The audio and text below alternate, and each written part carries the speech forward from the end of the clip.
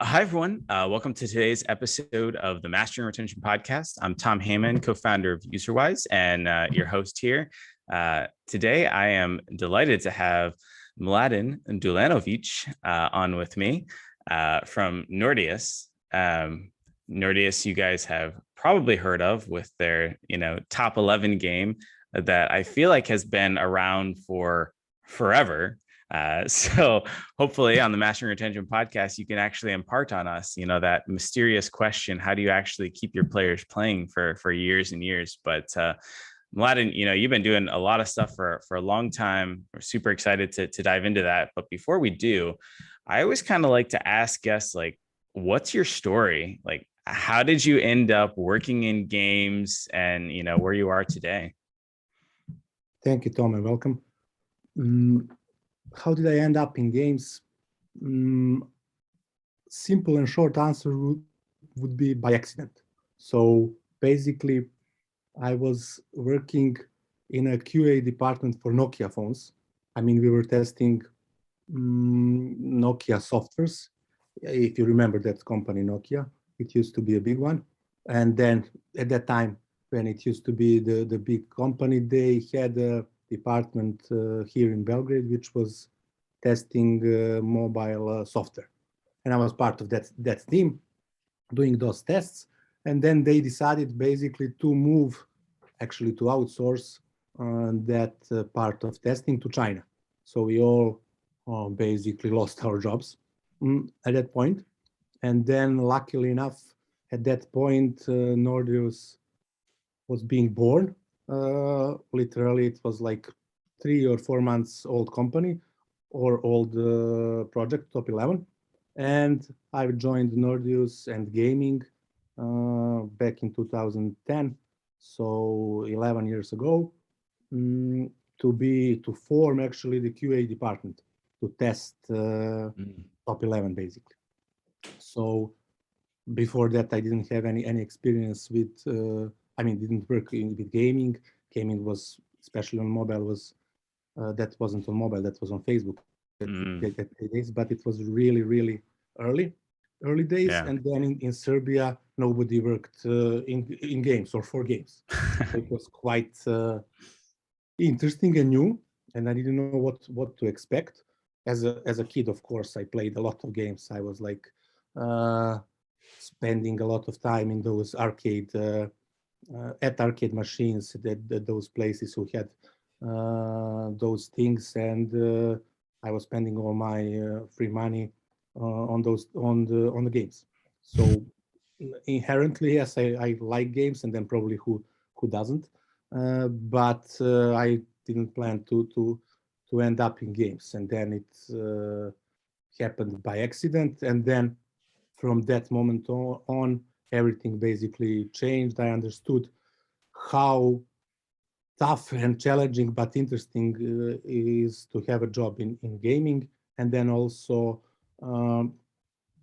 that the perception of gaming or working in gaming is not something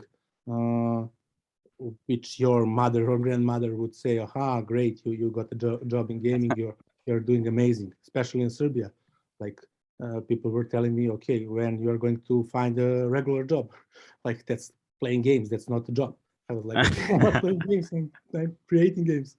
So that's basically how I started in gaming. I started immediately in free-to-play, and then after a few years, not few years, I think 1 or 2 years after I've joined, we released mobile platforms, Android and iOS.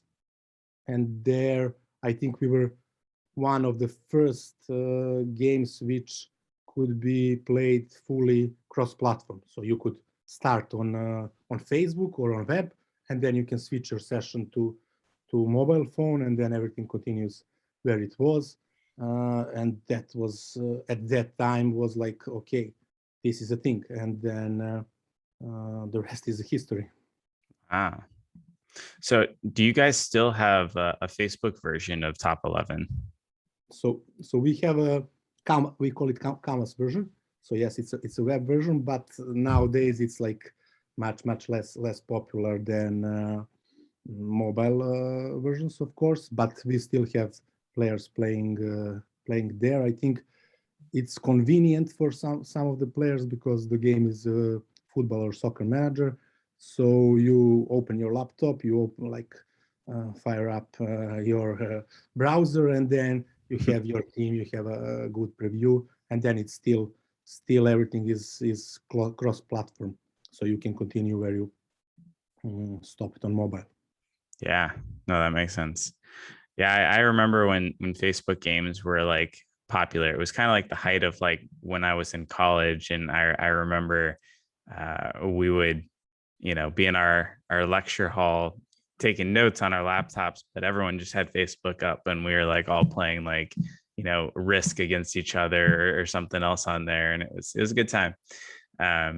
But yeah, that was well before mobile games and smartphones really existed and such.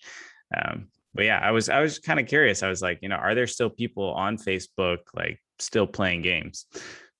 Sounds like there are, just maybe not as many. Yes, there are, but not as many. Cool. Okay. Well, I think maybe we just kind of start through like the journey of games, because you've kind of done it all. And typically I see a lot of game teams that struggle, like either, okay, I've run this game successfully for a while, and now I got to switch to making new games. And it's just a very different mindset, I feel, from, live ops to rapid prototyping and making new games, and vice versa. So maybe let's start at the beginning. So for teams, which is probably a lot of studios right now that are either in the trenches or are thinking about starting to make a new game, is there a good approach or a recommended approach that you found to be indicative of the most likelihood of success to start with, like making a new game? Like what sort of process have you seen work? Yeah, so really simple question, but a really hard one. So that's like billion dollar question, and then a lot of studios are trying to do the same thing. So they try to launch game after game, and then they try to hit that jackpot of having a multi-million or even billion dollars game. So in general, I don't have a right answer, obviously, and then I believe that there isn't a right answer. If there was an answer, then everybody would do it that way, and then everybody would have great games. Their like world would be full of billion-dollar games, and then that's not happening. That leads me to think that basically you need to find your own formula for success, and then you need to find your own formula for success, considering a couple of things. The first one is what you like to do, what is your passion, what is basically something that you would do no matter if someone pays you to do stuff. Because if you find that one, that the whole process would be much easier for everyone in the team. And then also if you find common thinking people like you, then you will be in a much better position. That's the first thing. The second thing is you would need to make something that market wants. So no matter if you are passionate about, I don't know, shooters in space, that's maybe something that the market does not want. So you need to find an intersection of these two things you are passionate about, and then what market wants. And the third thing, again, I'm talking really general, is that you are able to make that game. So that's basically your capability of making such a game. So then if you hit the right intersection between these three things, you will have the highest chance of making a successful game. And then it also does not guarantee you that you will do that for sure. So there is still a chance that you are going to fail. And then again, that chance is high, but it's much higher if you don't follow these three, the intersection of these three things. So that would be my general answer in a sense for someone who is starting with making games. And then another thing would be that you surround yourself with people who tried to make things before. So with people who are experienced in things doing, because nowadays I believe people who are just joining the industry can find a really hard can be found in a really hard situation where they want to make a game and then they're competing with the people who are much experienced than them, and the industry has matured in a way that now you really need to have a great game in order to hit big. I don't know, 5 to 10 years ago you would be able to hit big even with a less of a quality game, but as the industry and then audience matured, now it's much more important that you are experienced and then that you already did some things and learned from it. Mm-hmm. No, that makes sense. So, I guess I've heard people talk about this idea of audience-driven game development. So, as an example, um, let's say you're looking at the match 3 genre, and I want to make a match 3 game. Instead of looking at the players that play Candy Crush, can I look at maybe the target audience? I'm going to say women aged, let's say 25 to 50. I don't actually know what their audience is, but let's pretend that's what it is. That by all accounts should play Candy Crush, but doesn't. And then, go out and try to talk to them to understand, like, what are they seeking when they play a game? Like, why didn't they stick around and play Candy Crush, or why haven't they tried it or whatnot? And, maybe it comes out that it just seems like a meaningless waste of time. Like, what's the point of progressing in the saga map? And then, that leading to homescapes or gardenscapes where I'm playing those levels so that I can build my mansion or something. So like, solving that problem in a new, innovative way. Have you taken a similar approach where like you try to find a problem and then try to solve it in a follow-up game or whatnot?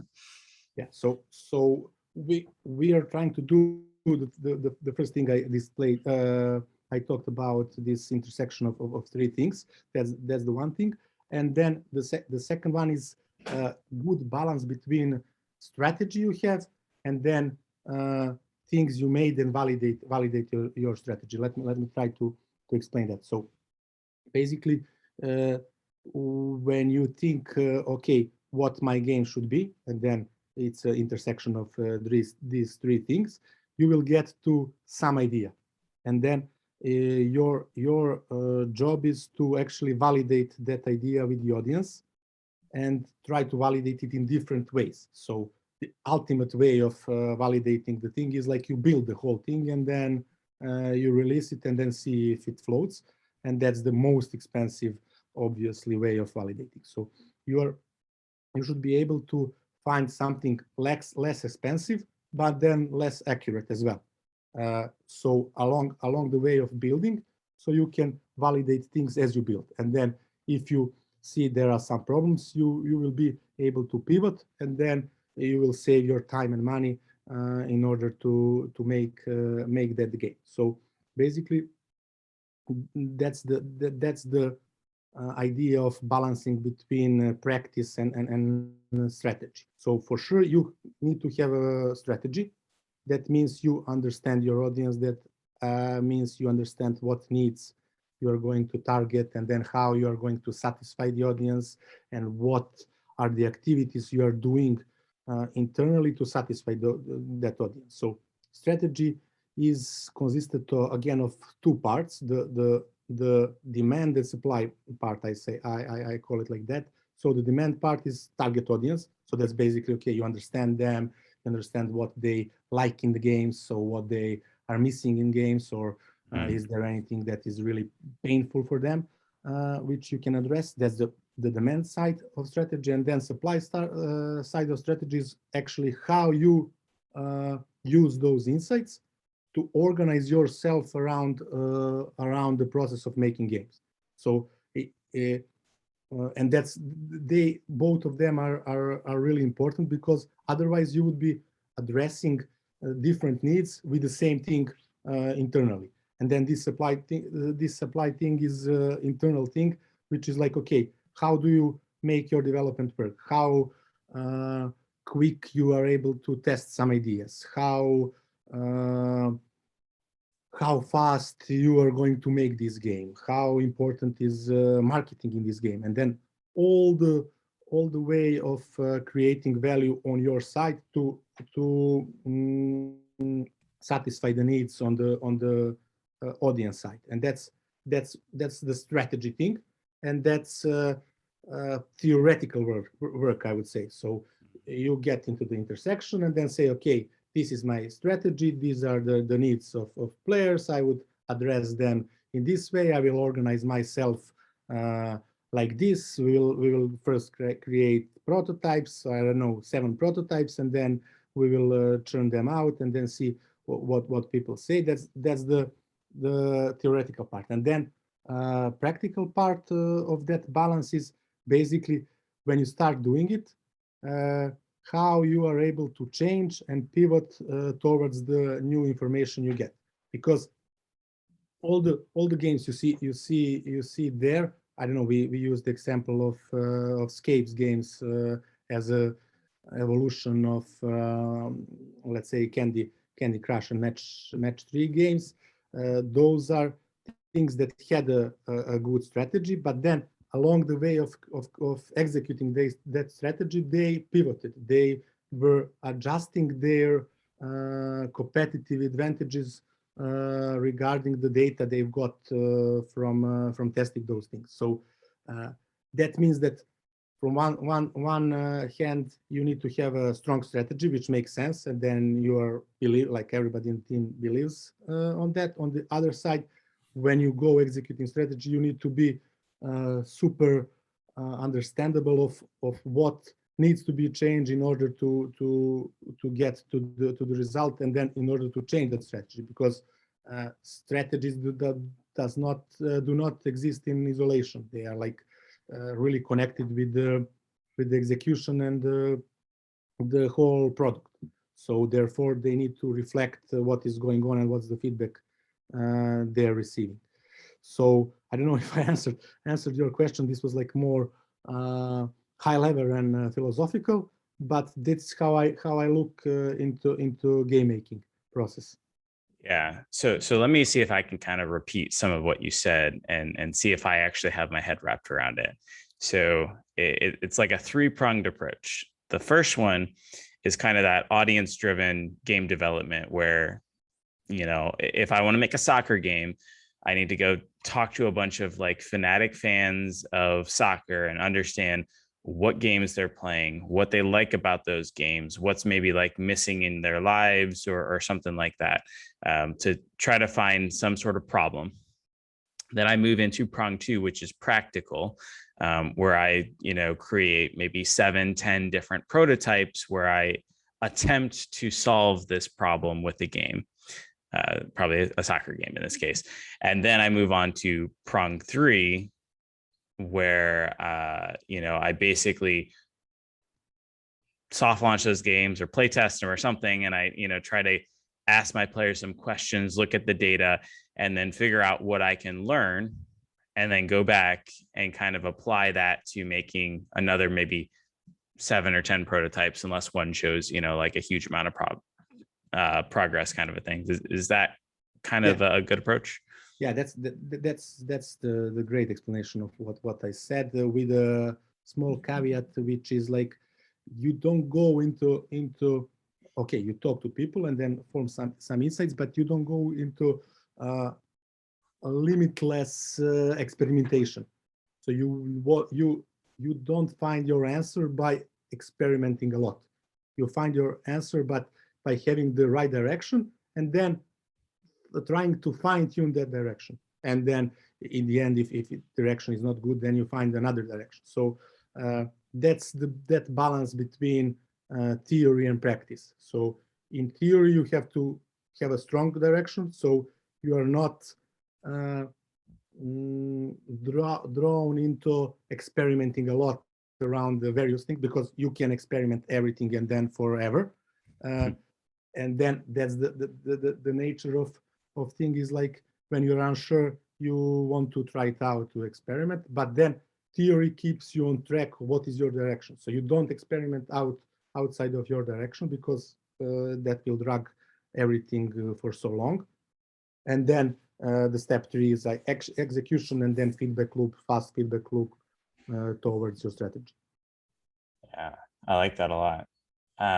So maybe focusing in on that practical phase, because I've talked to some studios that, okay, we made a prototype, we soft launched it, we got some players in, and they seem to be a little bit unsure of, how do I actually learn from what I've launched? Like, what are the appropriate ways to understand those players? And maybe as an example, I launched a game.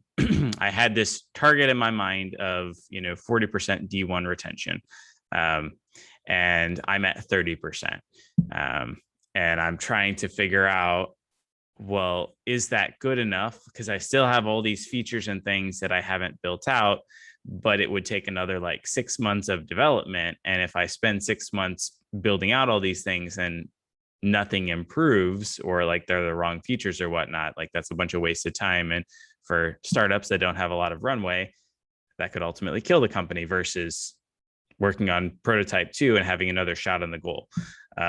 So, when I'm in that phase and I have kind of launched the game, like, what are some techniques that you found to be the best way to learn as much as effectively as possible? Cool. I will answer this question in 2 ways. One is practical and one is philosophical. So I like it. The practical one would be, so before you launch, you set your goals. And it's really important that you do it before the launch, but because when launch happens, things start to be a bit messy, and then you forget what you were aiming at, and then you focus on measuring, improving, and whatnot. So before the launch, you set your goals. You say, okay, if this is not bigger than 32% day one, we are going to pivot. And you write that down. You can also organize a betting. That's what I do usually with my team. So when we launch something for the first time, we bet what day one retention is going to be, and then there is a prize for the one who comes the closest to the real number. And then you have a so to speak hard stop or hard thing you can compare against. And then afterwards, if you are below that, that means you're going to kill the game or to pivot. So that's one practical answer. But philosophical answer, which I like more, as you could notice, is that you basically don't go with just prototypes and wishing for day one to go above 40 or whatnot. So you get to with this theoretical understanding of the direction you are taking. That means that you really understand what is the important part of that game, and then if you build that important part, and to which extent, and what would be the feedback. So once you understand that, you can go into building the game and then testing it out, because you will be much more sure that that thing you build, it's what represents the direction. Otherwise, you will always think, but if I added this, would it be better? If I added another thing, would it be better? So in my experience, and then I experienced that a few times, is that basically you you have to do a much better preparation job or much better homework before you start working on a game even. So before you write a line of code. So you need to understand the whole game, or at least like as much as you can. And it does not matter that will that be the final game. That does not matter. What it matters is like you have the whole game, you understand the whole experience, and then all the things you said there make sense. So they are some kind of able to validate. You are able to validate that with the audience. That won't be accurate, of course, but they can provide you some kind of feedback. So I'm talking about concepting phase. So something like you have images on paper, or just text on paper, or just some pitch, or elevator pitch, or something like that. So from there you go into, again, you don't go into code yet. You go into understanding what the whole game is. Why is that important? Because when you start building it, you will get to 30% day one retention, and then you will be wondering, okay, is my game this, or maybe something else, or maybe what's my next step? And then you will be dissipating your energy towards many experiments, which does not maybe make sense in theory. So that's why it's really important that you understand the whole game. Even though once you go on a battlefield, the results may tell you, okay, change something, but understanding everything at the beginning gives you a clear path where you go if everything goes well. And then it also gives you an opportunity to see, okay, this is the core of the game. This is the first alpha or first release or whatever. And then by understanding that, you will not ask yourself, okay, should I add another feature, or should I add another 70 features in order to improve day one? So that is my answer. I like that a lot. Let's pretend that I have set a goal of, if it's less than 30% day one retention, I'm going to pivot, and I hit like 29% and I need to pivot. Do you have any like tips or, anything related to how you go about pivoting, or like what you would figure out in the game is the problem point that you need to try to fix or to solve? Is it about looking through that early FTUE data to identify like drop-offs, or some core way? Do you use user surveys? Do you try to collect emails and have follow-up calls, people that churned out? Or how do you figure out like where you should pivot? Yeah, so basically you figure it out by setting new hypotheses. So you had some hypotheses, and then this whole theory was about that hypothesis, which said, okay, if we make a soccer game with dinosaurs, people will love that a lot. And then we've released soccer game with dinosaurs, and then it had 29% day one retention. That obviously is not good. And then we set 30 is our lower limit. That means we need to pivot. It's a hard decision, and then it's never easy to pivot. But if you did your homework and then set things and set up the stage for possible pivoting, if it's less than 30, then it will be easier for the teams to accept it, because they also agreed on that thing. So now when you validated your hypothesis of soccer game with dinosaurs, you are able to go with the reasons why soccer game with dinosaurs is not a good direction. And there you use different methodologies. So day 29% is just one number, which does not tell you much. Then this is not going to work. But what tells you is more of a qualitative analysis. So you go to those people. We usually what we usually tend to do is we have implemented a system with surveys, so you can run a survey in a game, and then people can fill in. We also organize focus groups. We talk to people, call them or write them emails, and that's how you basically understand why that hypothesis failed. So you don't learn much if you just say, okay, we failed, and then okay, let's go to the next thing, and then let's fail again.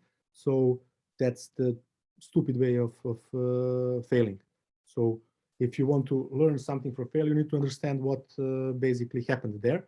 And then by talking to people running surveys, you understand that I don't know what would be, but let's say that the audience does not like dinosaurs, they like more lizards.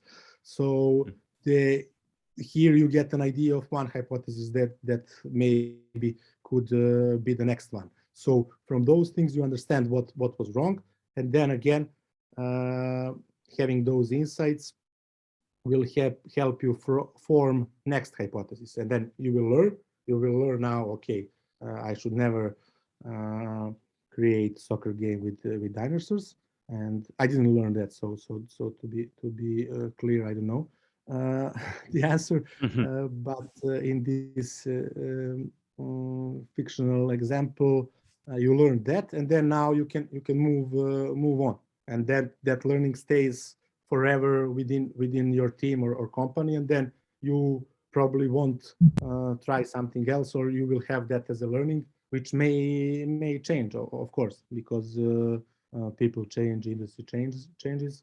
So that would be it. Do you have any like recommendations around surveys? Because I know a lot of people in the industry like cringe when they hear the idea of like people just sharing their information via a survey. Um, on the one hand, like I could have like open-ended questions in the surveys where users can write something in, and some of them will probably just have garblish stuff because they're trying to get through it quick.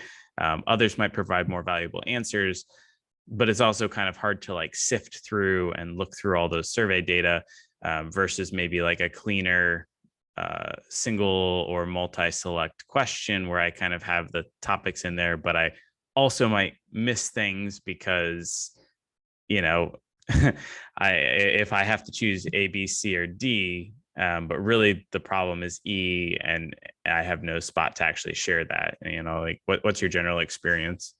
So general experience is like as you said. So people don't like filling in surveys. That's the thing. So we try to make as valuable for us and as non-bothering for users. So we try to use scales. That's the easiest way for them. And then we also have open questions. And then some of the people fill in really things which make sense, which is good. On top of that, we use services where they go through your game, at least tutorial or first couple of hours of gameplay, and then they you get a recording of their video screen capture and their voice, so you can also get things from there. But in general, you if you made that game and then you are passionate about that game, and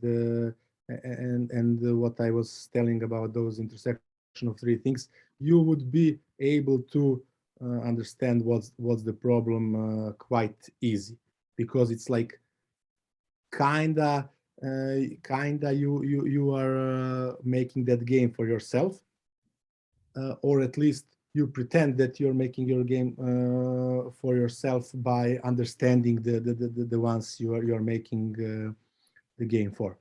So I have never I failed in a lot of tests, but I have never get to a situation where I didn't understand why I failed. That's why I think that was really valuable, and on the other hand interesting. So I believe that it's not that hard to understand why something failed if you just dig deeper. Yeah, I like that a lot. Okay, well, let's pretend now we've found a game that is showing potential. What steps or things do I need to do to actually get ready for a game to actually hit global launch? So if you are on the path like where everything goes smoothly, and then you're like just setting goals and then fulfilling them, which I don't know if anyone is able to do, but that's a fair imagination. You just need to, I mean, you are in like, then you have sweet problems. I call them like that. Okay, yes, you need to work, but you at least know that there is something going to happen with this game, like going to full launch. So basically, I consider soft launch similar to full launch in terms of how prepared you are from the game standpoint, and then you use that soft launch period to fine tune things, maybe on a bigger scale, to understand how the audience behaves when you have more and more users and probably a couple of territories. So you should be able to, in soft launch, to understand that your full launch is going to be successful. So that's the basically goal of soft launch. And then you prepare, and then you probably started preparing most of the other things, not directly involved with the game team, which is like you need to understand how you message your game. You need to create good artwork for stores, for promotions. You probably need to start talking with stores, partners, someone who is going to promote you. You already have tested your user acquisition for sure, because that's easy to do even at the beginning of the whole process of game making. So I believe that then it's like just executing on top of your good game. Of course, it can be better. I mean, you can make better execution or less good, but in general, once you are confident in your soft launch numbers, that you basically are managing to return more money than you are spending on the acquisition, then you need to execute on the marketing strategy, and then go to market plan, and then full launch the game. So like years ago, that full launch was more of a thing, I would say, because the supports from stores were much bigger, not much bigger, but that had much better or higher impact on the games. And nowadays, user acquisition took basically the primate in how you scale games, how you grow. So that basically means that you are in more control. On the other hand, it means that you need to spend more money. That's also a thing. But in general, once you are ready for full launch, you should be 100% sure that you are returning money you are going to spend for that occasion. And then there are different strategies for full launching the game. Someone likes to launch slowly and to ramp up downloads and acquisition slowly. Some of them want to do big bang full launch. So now that's like I think preferences, and then probably how people do things in their companies. But I saw both of them working. So yeah. Do you think it's important to test your let's say content treadmill before doing a global launch? Like have a live ops system in place, like do live ops for a few weeks or months and make sure that like you can build your schedule and hit that schedule and kind of maintain that?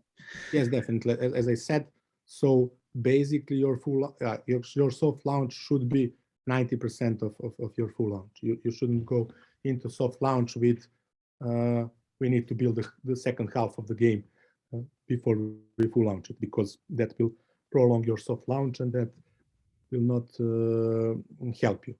So basically, the part of game making after the soft launch, of course, like it's now you are going into live game, and then maintaining, supporting live opsing the game. But in general, there shouldn't be a lot of difference between soft launch and full launch in terms of number of features, readiness for more users and stuff like that. Of course, like it's not 100%, and then that does not make sense that you have the whole game, but at least something that can start scaling on global territories. I like that a lot.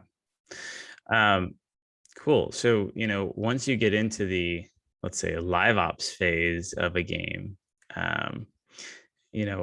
what sort of techniques have you seen for, actually coming up with a reasonable, repeatable, scalable process? Like, do you have any tips and tricks around coming up with fun, interesting things to give your players to do? So what I saw working, and then I think it's in the nature of players, is like they love new stuff. So players love new stuff. So on the other hand, developers need a lot of time and money to create new stuff. So hitting the right balance between those two, it's also quite important.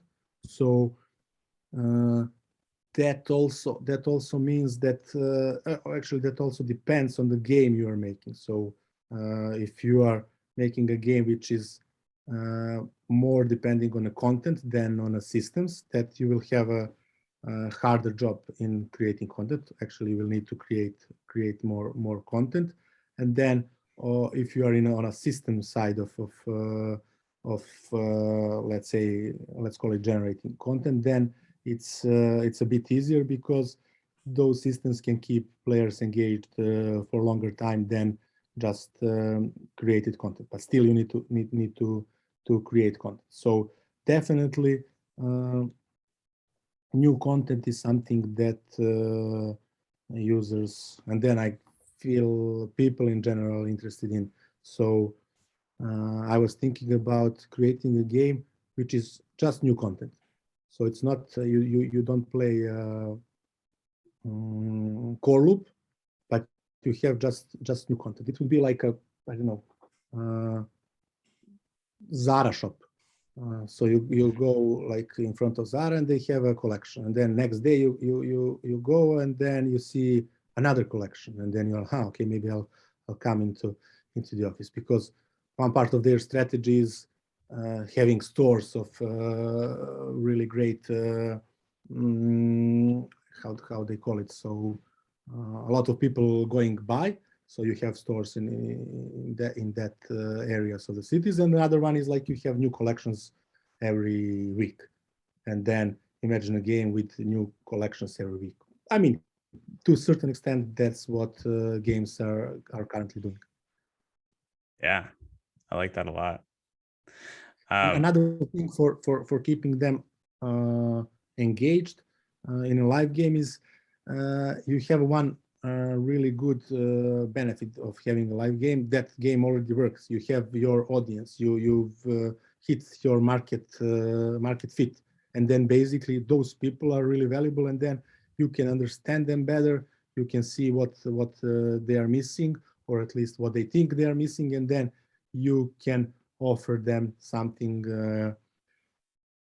to consume, and that's the biggest difference, I would say, between live and then game in development, because you already have an audience. You already went over that line where you hit your market fit, and there you should be using that, because your audience is probably loyal to you.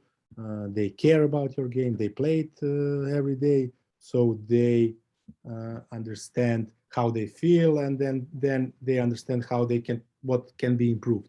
That's a really valuable learning which everyone should take advantage of. Use your audience. Yeah, so key. I love it. Okay. One more question before our unofficial question. What sort of tools or infrastructure does a studio need in place to be able to kind of operate in this fashion, to be able to, rapidly deploy new content and experiences to players? Yeah, so I'm not an expert in that area, and I also didn't use a lot of external tools. So probably there are external tools, and then for smaller studios, it makes sense that you employ someone of those tools, not to build them on their own. For example, for us, we have most of our systems and deployments built internally. So important thing is that you are able to satisfy the business need. So that's the ultimate thing. So if external or like public available system satisfies your need, then great, you don't need to build your internal.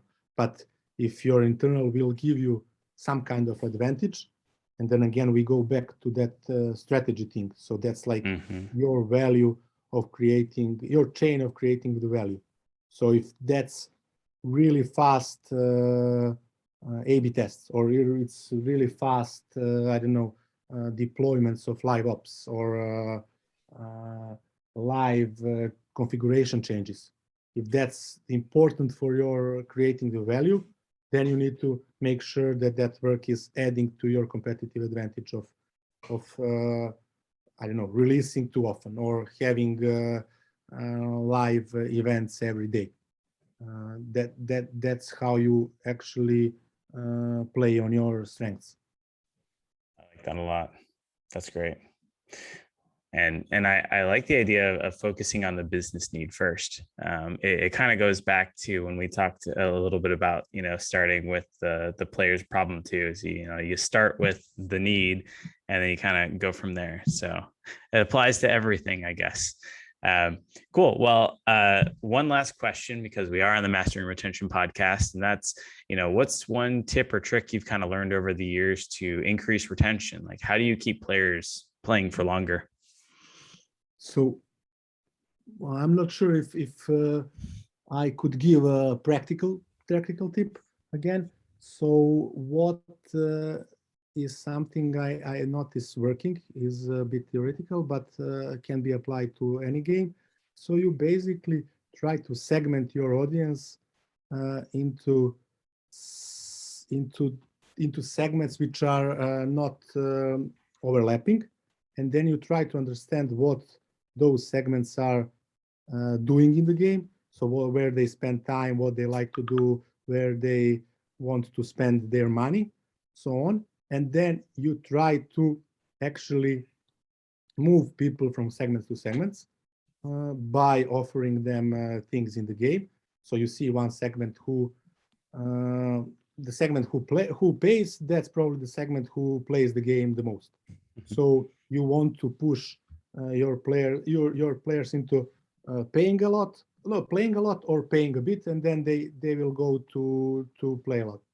So that's one of the things. So you basically try to segment your current audience, see their behaviors, their general behaviors for those segments, and then try to figure out either what you want to do for that segment to increase their engagement or retention, or how to move them to another segment. That's also both of them can be viable, and then one thing can lead to both of those things. So they can also move and then increase their engagement. That's awesome. I love this. Cool. Well, Mladen, this has been fantastic. If folks do want to get in contact with you or have any questions, is there a good way for them to do that? Yes, I am available on LinkedIn. You can find me on LinkedIn, and then feel free to add me, to contact me, ask me any question. I would be more than happy to help where I can. This is great. Well, thank you so much for coming on, and hopefully we can have you back sometime. I feel like I still have tons and tons of questions, but this is really great. So thanks again. Thank you, Tom, so much.